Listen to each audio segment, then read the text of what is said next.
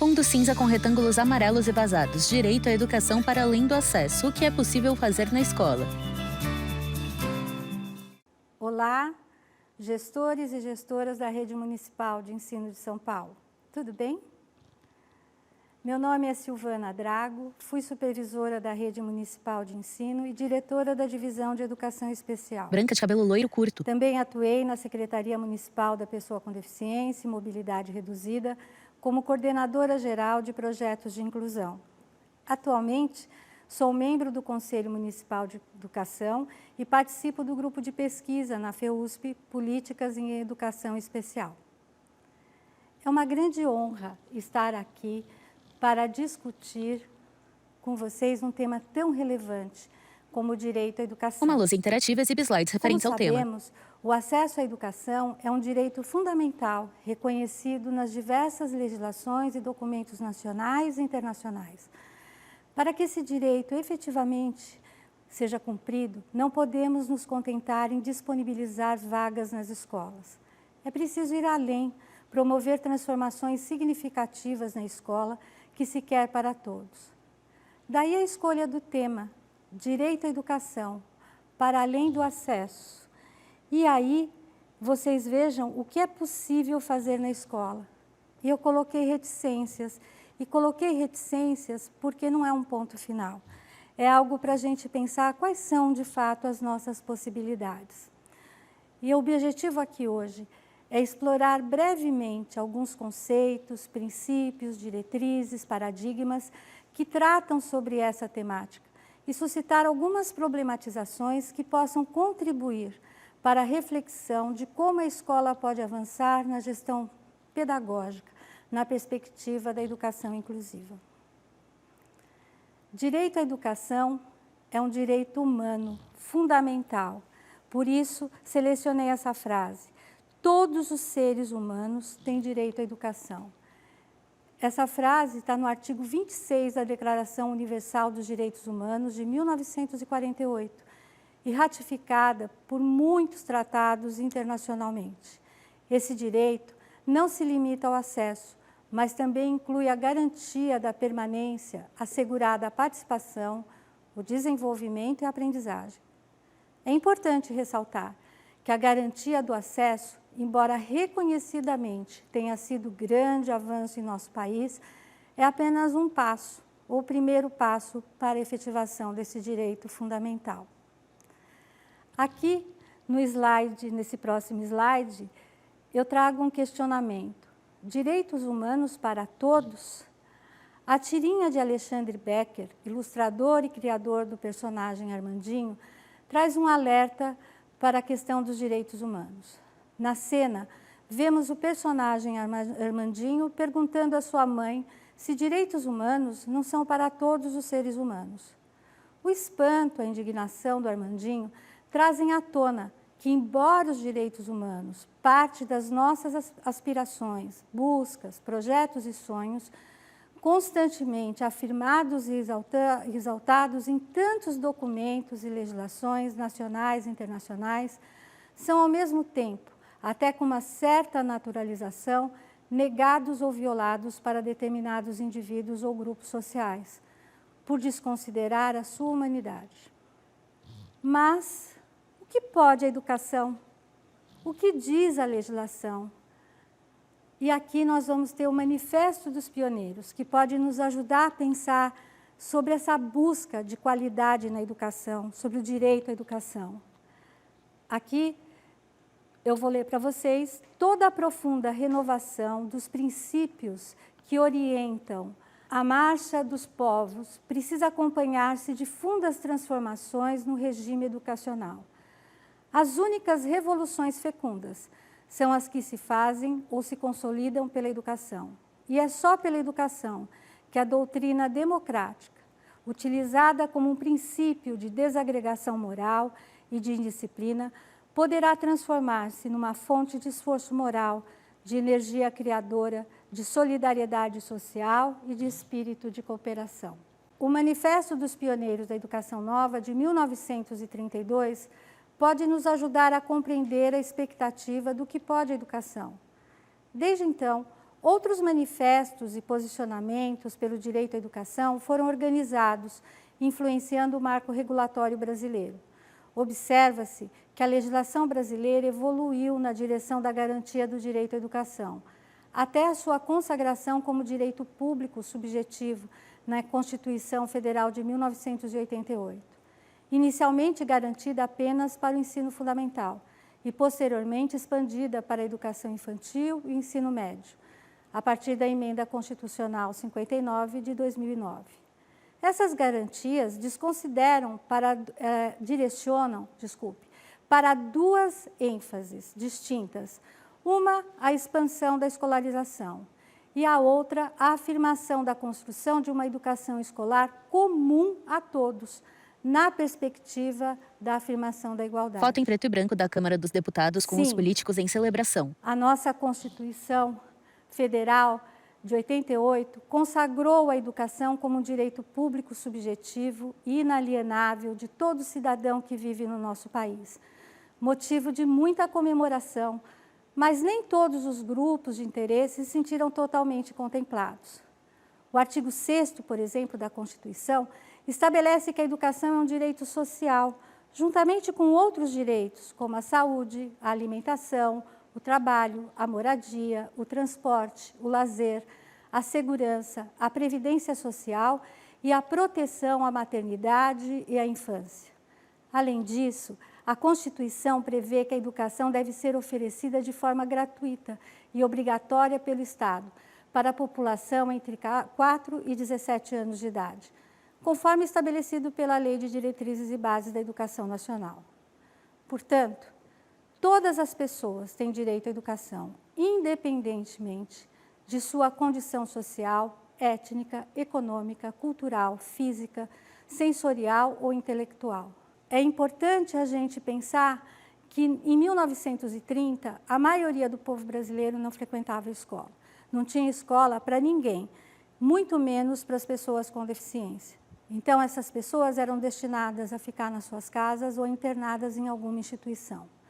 Então, essa foi a grande vitória dos movimentos sociais organizados, pois não mais seria admitida nenhuma restrição explícita à instrução para a parte específica da população brasileira. Crianças com deficiências, crianças sem vestimentas ou costumes adequados. Todos teriam direito à educação. Angelucci, 2014, ela vai dizer que a escola é um possível e potente lugar de recuperação da esfera pública, como esfera de humanização, a partir da experiência de coletividade, o trabalho de apropriação crítica dos bens culturais, realizados de maneira intencional e sistemática. É um direito social universal, universal de todas e todos, sem exceção. É nossa tarefa construir uma educação conjunta a partir dos saberes educacionais, em diálogo com outros campos, como a saúde, a assistência, mas um diálogo que esteja eticamente comprometido com tal universalidade, sobre o risco de perpetuarmos a ambígua relação que temos construído com a saúde, que ora nos serve para justificar a exclusão educacional, por meio de um discurso medicalizante, patologizante, ora nos incomoda por seu caráter de dominação. Vejam vocês, ora o diagnóstico ele serve para dizer que essa criança não pode estar lá. Ora, eu não aceito que o médico defina o que tem que se fazer na escola. Nós precisamos ter uma clareza do que é essa parceria e essa colaboração, em benefício da criança e não contra ela. Em primeiro lugar, é preciso romper com a ideia padronizada de aprendizagem. As pessoas não aprendem do mesmo jeito, nem da mesma forma, e nem as mesmas coisas.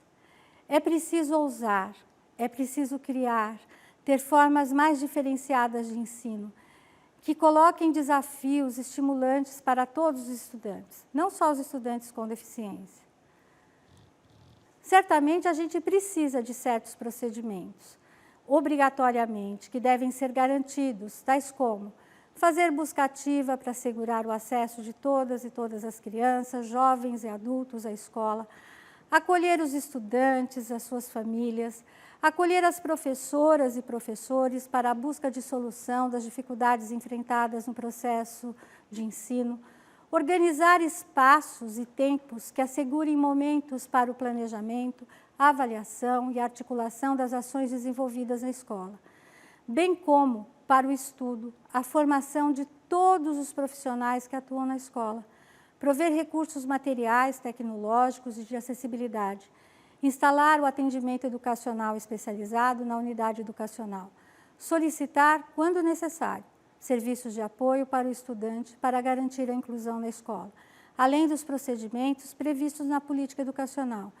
É preciso uma implicação subjetiva, ou seja, uma atitude comprometida e sensível dos profissionais envolvidos no processo educacional.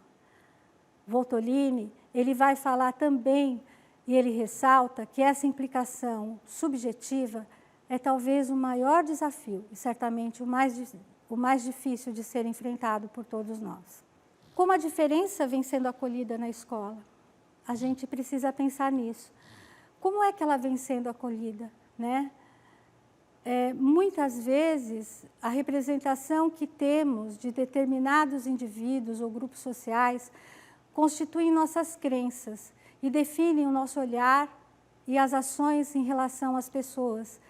Se acredito que meu aluno tem um limite natural em seu processo de conhecimento, tendo a planejar aquém da capacidade do aluno. Naturaliza-se os maus resultados, porque, no fundo, eram esperados. O aluno é que não tem condição. Por sua vez, o aluno constrói uma imagem deficitária de si, que implica diretamente no seu processo de desenvolvimento e aprendizagem. Esta não é uma ocorrência exclusiva de estudantes com deficiência.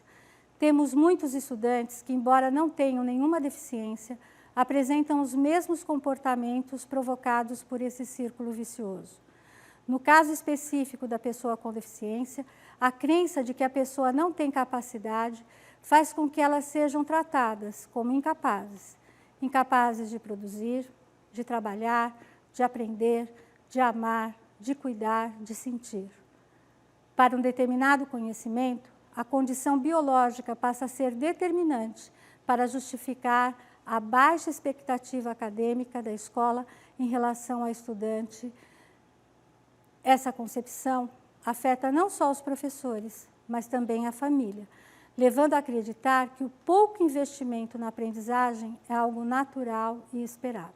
É importante abordar a situação com empatia e trazer contribuições concretas, experiências de outros professores, pesquisas, bases teóricas, dentre outros.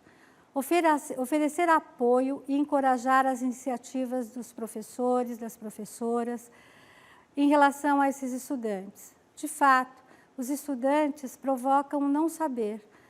Quando não se sabe os passos que se deve dar, a saída lógica é de que algum outro profissional deve ocupar desse estudante. Frente a uma criança que não responde, o professor, a professora, sente-se inseguro, ele precisa de apoio. Sabemos que todo professor, toda professora gosta quando os seus alunos progridem. A criança renasce para o professor, para a professora. Ela mostra que ele pode buscar outros caminhos e, assim, trabalhar novas propostas com esse estudante. É preciso ter humildade, reconhecer o nosso não conhecimento, ter humildade e também buscar novos conhecimentos. Para ajudar, a gente também precisa analisar e refletir sobre determinadas práticas que não fazem mais sentido, tais como agrupar as crianças entre si. É preciso ter práticas que sejam repensadas em relação ao trabalho das crianças. Uma prática que visa só compensar os déficits não tem mais utilidade nesse momento. A ideia de que se vai para a escola apenas para socializar, isso não faz mais sentido. As crianças vão para socializar, para aprender, para se desenvolver, para se relacionar. É preciso oferecer atividades que sejam contextualizadas. Essa ideia de que para pessoas com deficiência eu posso oferecer qualquer tipo de atividade que não seja desafiadora, que não ajude o aluno, é uma visão que não faz mais sentido na nossa sociedade. E como consequência dessas ideias, o que a gente consegue ver? Primeiro, a solicitação dos profissionais que não contribuem com a escola. Começa a se pedir profissionais para atuarem na escola que não tem nada a ver com a escola. Profissionais da área da saúde, alguém que seja cuidador, que tutele essa criança.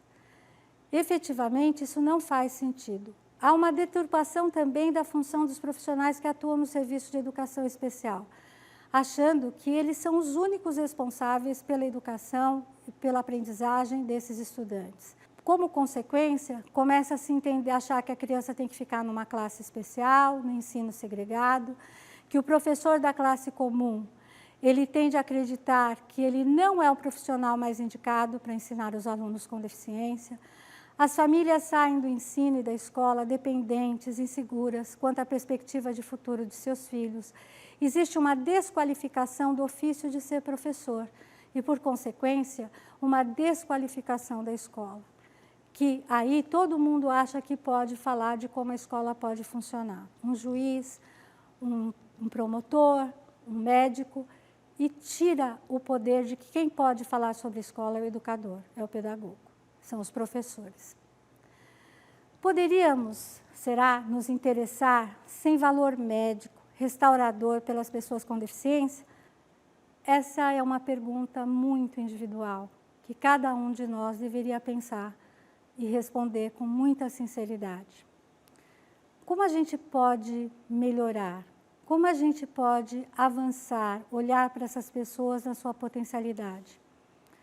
Talvez pudéssemos começar revendo as teorias, concepções e conceitos que estão fora de lugar, não se ajustam ao paradigma da educação na perspectiva democrática e inclusiva e às nossas realidades sociais, revendo a forma de enxergar, de se relacionar, de estimular e envolver os estudantes nas atividades escolares.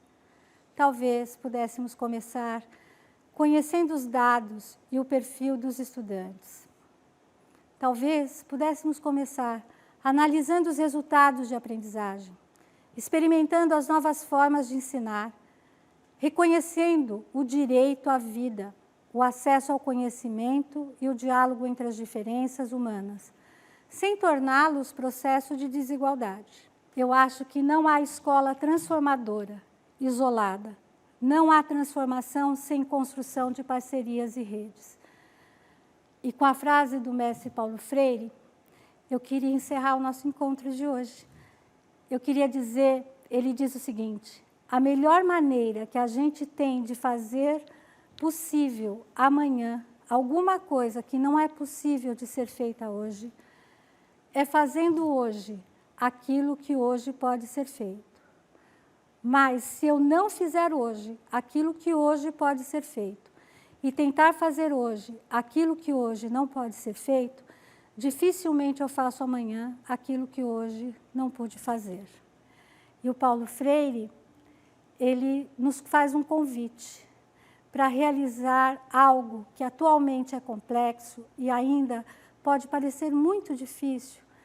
Precisamos agir com base no que é possível hoje, construindo um caminho, passo a passo.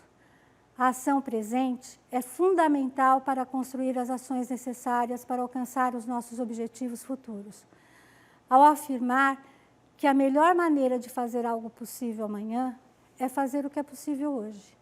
Freire nos lembra que muitas vezes as grandes transformações começam com pequenas mudanças e que é preciso ter convicção e disponibilidade para dar o primeiro passo, mesmo quando ainda não temos todas as condições necessárias.